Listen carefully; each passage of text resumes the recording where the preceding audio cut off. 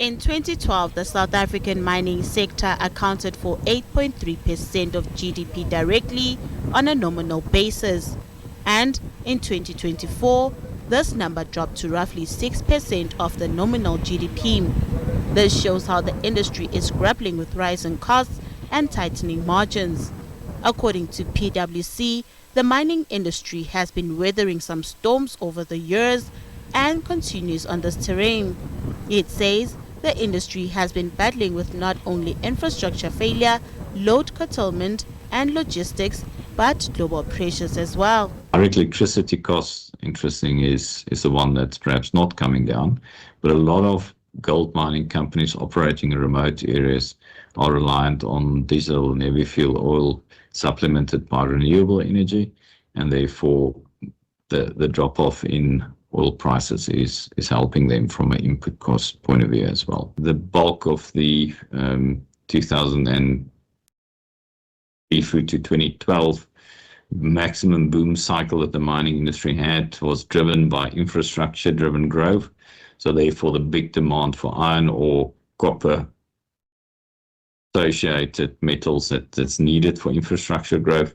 And then we often forget in the mining space that aggregates such as limestone, sand, stone, all the things that's needed for concrete, for building roads, and the rest are key as well, and they're also mined products.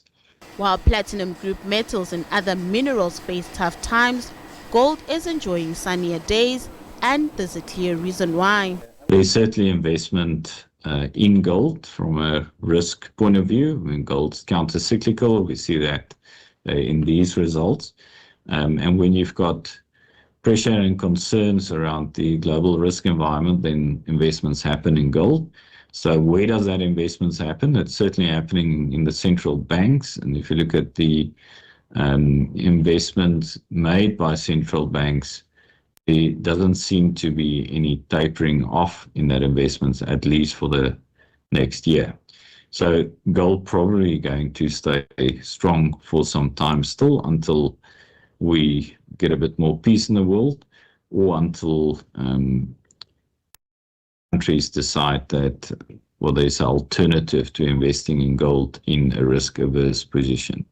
PwC says climate change has an impact on the mining sector, therefore seeing the industry face location-specific challenges. Well, it's just location-specific challenges can really impact the supply of a metal.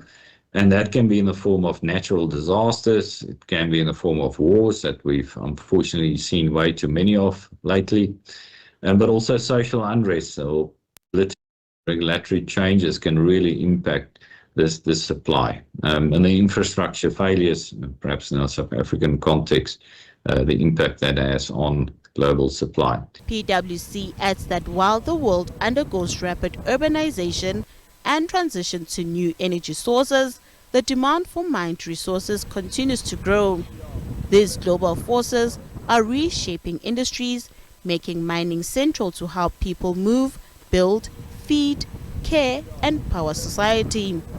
Nothando Makutulela, SABC News, Johannesburg.